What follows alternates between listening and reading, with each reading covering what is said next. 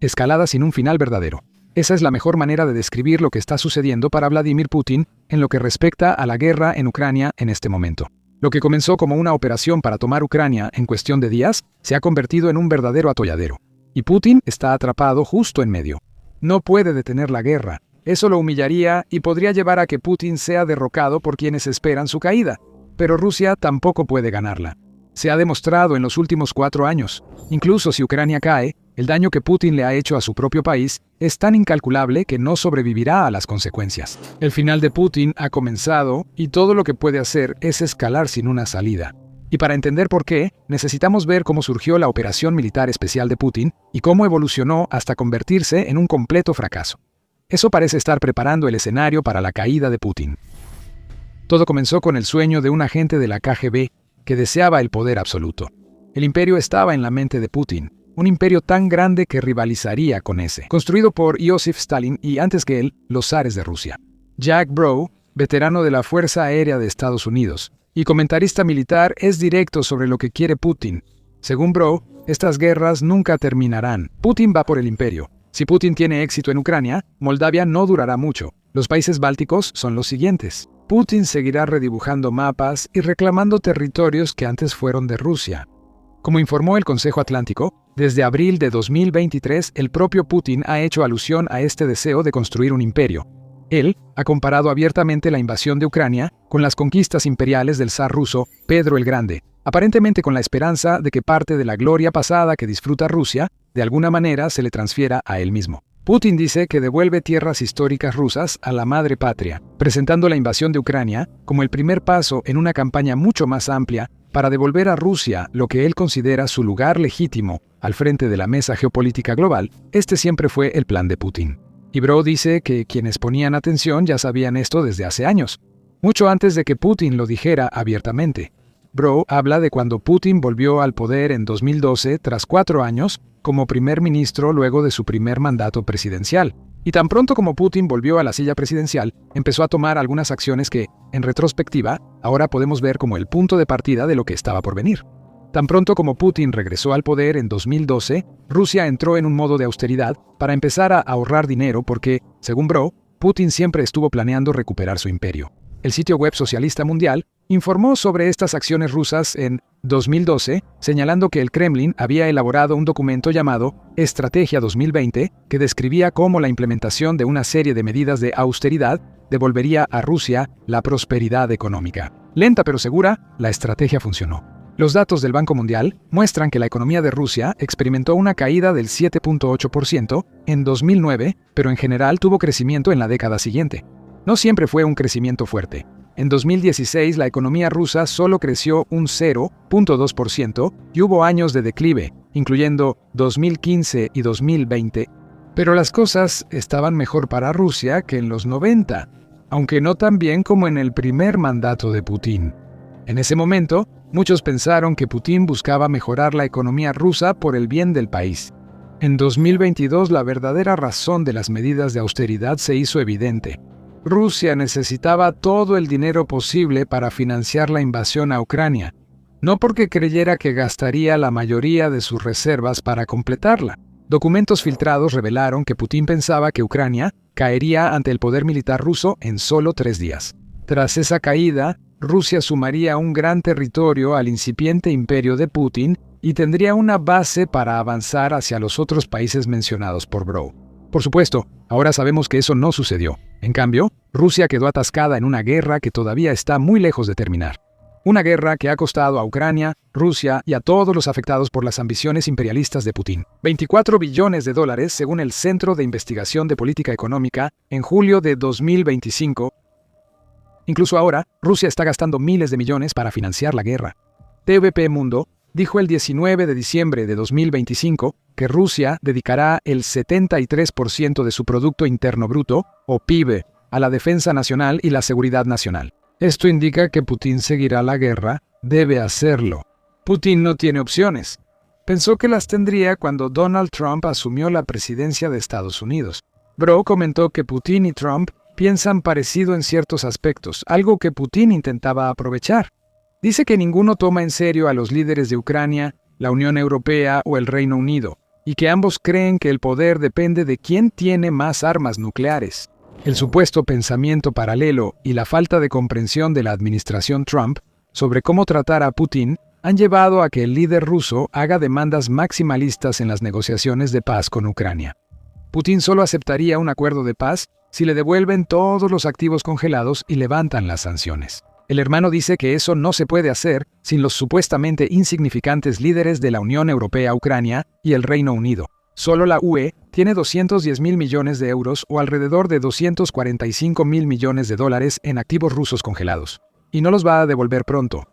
Putin también está exigiendo que Ucrania ceda la región del Donbass, y ha intentado afirmar que la región está a punto de caer varias veces, todo para convencer a Estados Unidos de apoyar la versión de paz que quiere Putin. A veces ha funcionado, pero cuando Putin se interpone en lo que quiere Trump, como vimos con la captura de Nicolás Maduro de Venezuela el 3 de enero, Trump ha demostrado que lo hará sin importarle Putin. Más allá de la manipulación, que aún es clave para Putin, la imprevisibilidad de Trump lo hace difícil de anticipar. Esa imprevisibilidad implica que la única vía real para un acuerdo de paz que permita a Putin salir de la guerra con dignidad nunca estará asegurada. Entonces, ¿qué puede hacer un presidente autoritario que quiere un imperio cuando no está saliéndose con la suya? Bro sugirió que Trump sueña con ganar el Nobel de la Paz por su papel en las negociaciones para la guerra en Ucrania. Aunque Putin asegura a Estados Unidos que Rusia busca la paz, sigue bombardeando Ucrania. Estoy seguro de que los rusos están muriendo de risa tras bambalinas, dice Bro, y añade que hay clips de medios rusos donde Rusia se burla de Trump y de su credulidad. Durante todo 2025, Rusia afirmaba querer la paz mientras escalaba constantemente en Ucrania. Se ve en el uso de drones de largo alcance de Rusia contra Ucrania. En su informe del 13 de enero sobre Rusia y Ucrania, Russia Matters informó que Rusia lanzó 5.649 drones contra Ucrania solo en diciembre de 2025. Eso fue aproximadamente el triple de los 1.881 drones lanzados durante diciembre de 2024. Además de la campaña aérea, Putin ha intensificado al máximo sus acciones en tierra.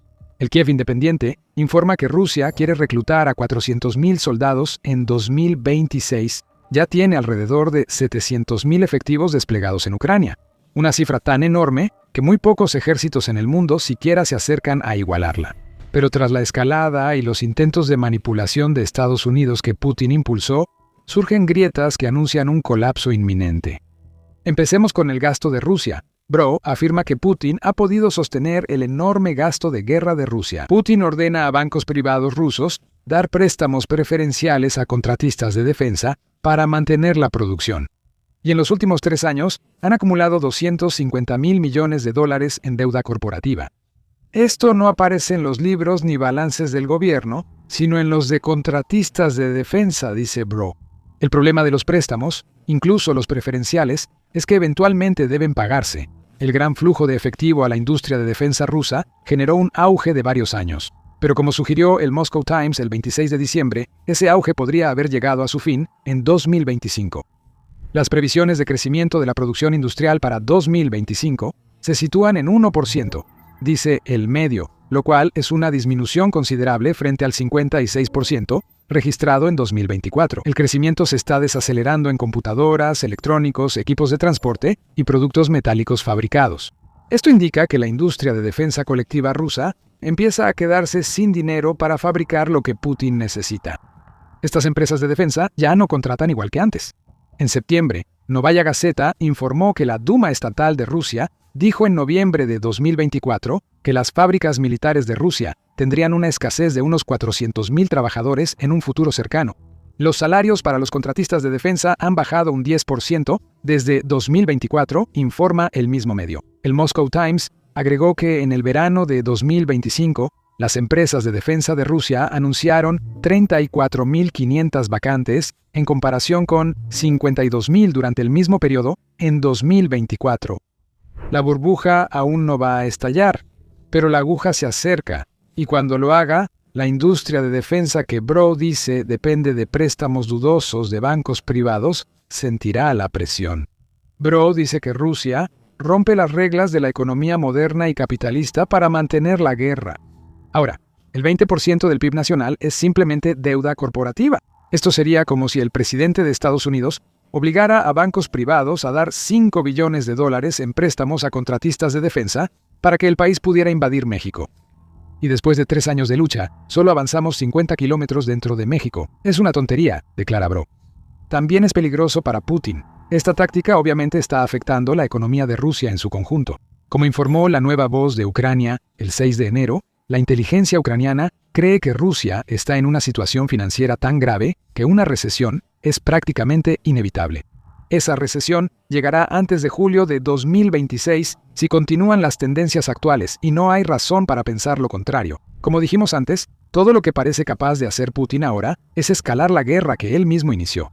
Porque ganar es la única opción que tiene para no terminar cayendo rápidamente por una ventana. Sin embargo, al terminar la guerra, quizás a Putin no le preocupen tanto los rusos comunes, pues se acerca al final de un conflicto que no puede ganar. Podrían ser precisamente los mismos oligarcas que él ha puesto en el poder quienes podrían significar su perdición. ¿Quién crees que serían las víctimas de la deuda corporativa que Bro menciona? Hablamos de quienes realmente le importan a Putin. Serán los oligarcas que poseen las empresas de defensa que recibieron préstamos preferenciales, creyendo que la guerra, que se ha prolongado hasta 2026, terminaría mucho antes de eso. Ahora la gente no sabe dónde está el riesgo ni quién perderá. Son los oligarcas de Putin. Los oligarcas de Putin son los que tienen el capital en estos bancos que van a quebrar. Son los oligarcas de Putin los que tienen el capital en estas empresas de defensa que van a salir perdiendo. Así que cuando todo esto colapse, va a ser muy malo para Putin, su gobierno y la economía rusa, declara Bro. Ahora quizá pienses que estamos a punto de decirte que los oligarcas de Putin están por levantarse y deshacerse de él. No, no lo estamos. Como informó Chatham House en octubre de 2023, Putin ya ha empezado a adelantarse al problema de que los oligarcas antes leales se vuelvan en su contra, mediante un proceso de desprivatización de empresas rusas que le permite instalar a una nueva generación de leales. Sin embargo, estos nuevos oligarcas son más bien gerentes medios que magnates de los negocios. Así lo quiere Putin, pero ese enfoque tiene problemas, según Chatham House. La desprivatización implica desmantelar las instituciones que Rusia conoce desde la caída de la Unión Soviética. Para un dictador como Putin implica mayor control. Sin embargo, también significa que se está rodeando de aduladores políticamente débiles que dirán cualquier cosa que Putin quiera que digan. Mientras el dinero siga llegando, ese dinero cada vez enfrenta más obstáculos, como ya hemos mencionado. Ahora, a diferencia de antes con oligarcas en empresas privadas, Putin tiene control total, pero ha perdido acceso a voces que podrían informarles sobre la verdadera situación en Rusia. Incluso mientras Putin lleva a la bancarrota a una nación, aquellos que se están beneficiando, aunque sea por poco tiempo, no se atreven a decirle que se detenga. En otras palabras, Putin no está recibiendo buena información, y esa situación no va a cambiar, y está causando grandes problemas para Rusia. Como dice Bro, en las autocracias es común que el líder se enoje con las malas noticias, así que la gente no se las da. Le dicen lo que quiere oír, y es cuando la gente empieza a morir, algo que los soldados rusos han hecho durante toda la guerra en Ucrania. Hasta el 14 de enero, Ucrania afirma que Rusia ha perdido aproximadamente 1.221.940 personas, entre muertos, heridos o capturados, desde que Putin lanzó su invasión. El 2025 ha sido un año terrible en cuanto a bajas para Rusia, al menos si se le cree a Ucrania. El comandante en jefe de las Fuerzas Armadas de Ucrania, Oleksandr Syrskyi, afirmó en enero que Rusia ya pierde tantos soldados como los que recluta, y el equilibrio solo se inclinará más a favor de Ucrania, ya que los reemplazos mal entrenados que Rusia envía tras el entrenamiento más básico se enfrentan cara a cara con el muro de drones en constante crecimiento de Ucrania. ¿Putin siquiera sabe algo de esto? ¿O se ha rodeado de tantos aduladores que en realidad lo cree? Cuando Rusia afirma haber capturado ciudades como Kupiansk y Pokrovsk, aunque ambas ciudades siguen en pie. Es difícil saber si alguien puede decirle la verdad a Putin, o si él quiere escucharla. Mientras el líder de Rusia guía a su país hacia un imperio, este ha fallado en expandirse ante el primer obstáculo. Así que de nuevo, todo lo que Putin puede hacer es escalar. Más bombas, más drones, más soldados y más destrucción del ejército ruso infligida por Ucrania. ¿En qué situación queda Putin? Detenga o continúe la guerra en Ucrania, sigue perdiendo. Como escribió Jessica Ludwig del Centro Presidencial George W. Bush en diciembre de 2025, Putin ha creado un leviatán de guerra en Rusia que necesita seguir alimentando. Esto ya ocurre en la economía. Aunque el sector de defensa de Rusia se desacelera, sigue siendo de los mayores empleadores. Además de ser uno de los pilares de la economía que Putin ha creado en los últimos 4 años, si la guerra termina hoy, ese sector de defensa no necesariamente se detiene. Rusia tendría que reconstruir su ejército, pero ya tambalea por una economía que se queda sin dinero. Es decir, Rusia terminaría siendo una supuesta potencia global con muy poco poder real. Quizás lo que más le preocupa a Putin, como dice Ludwig, son los extremos a los que Rusia ha llegado para mantener la alta rotación de personal causada por la guerra en Ucrania. La corrupción en Rusia ha aumentado por los grandes pagos a soldados. Ludwig dice que hay una red de viudas negras que se casan con hombres, las envían a Ucrania y luego reclaman el dinero que esos hombres recibieron. Eso suena sensacionalista. Lo menos sensacionalista es que Rusia usa a su población carcelaria para reforzar su ejército. Hasta 180.000 de ellos para enero de 2025, informa el Kiev Independent, y el número ahora podría ser mucho mayor. ¿Qué pasa cuando estos criminales, junto con los cientos de miles de hombres que han sido cambiados para siempre por lo que han visto en Ucrania, regresan a casa? Ludwig sugiere que ya estamos recibiendo indicios, ya que alrededor de 1.000 ciudadanos rusos han sido asesinados o heridos por soldados rusos que ya regresaron de Ucrania. Terminar la guerra ahora implicaría el regreso masivo de hombres violentos a una sociedad que no parece preparada para apoyarlos. Una economía colapsada rara vez ofrece empleos a los soldados que regresan, y menos aún salarios similares a los que recibían combatiendo en Ucrania. Terminar la guerra crearía una pesadilla interna para Putin, pero su alternativa es un final que aparentemente no tiene fin. La guerra continúa en este escenario, lo que significa que cientos de miles, quizás incluso millones de rusos mueren o resultan heridos debido a los combates. Putin está acabando poco a poco con toda una generación de hombres rusos en una guerra de desgaste. Eso, suponiendo que Ucrania mantenga el apoyo que está recibiendo de Occidente y continúe por el mismo camino en el que está, probablemente seguirá en curso incluso cuando el Putin de 73 años muera. Incluso si Rusia llega a ganar en Ucrania, posiblemente dentro de algunos años el país seguirá teniendo dificultades. Años de dificultades económicas se verán agravados por problemas laborales debido a que tantos hombres del país han muerto. Las tasas de natalidad seguirán bajas y para abril de 2025 habrán llegado a su punto más bajo en 200 años, según el Moscow Times. La expansión del Imperio ruso fue seguida por un largo periodo en que Rusia intentó recuperarse de una guerra que no resultó como Vladimir Putin afirmó. Vladimir Putin también debe ocuparse de los ultranacionalistas rusos que buscan dominar completamente Ucrania. Este tipo de personas atacaría si ven debilidad en su líder, así que mantener la guerra evita que tengan esa oportunidad. Tal vez solo queda una última jugada para Vladimir Putin: escalar hasta que muera. El líder de Rusia esperará que esa muerte sea pacífica, idealmente sin que haya ventanas involucradas. Quizá intente prolongar la guerra en Ucrania hasta su muerte para evitar enfrentar el desastre causado. Al final, el futuro no parece prometedor para Rusia ni Ucrania. Aunque siguen muriendo muchos soldados, los aliados occidentales de Ucrania aún brindan gran apoyo. El Reino Unido está entre ellos y está trabajando en la creación de un misil balístico que Ucrania puede usar para devastar a Rusia. Se llama Proyecto Nightfall y puedes aprender todo sobre él si ves nuestro video. Si te gustó este video, suscríbete a El Show Militar para más análisis sobre la situación de Rusia.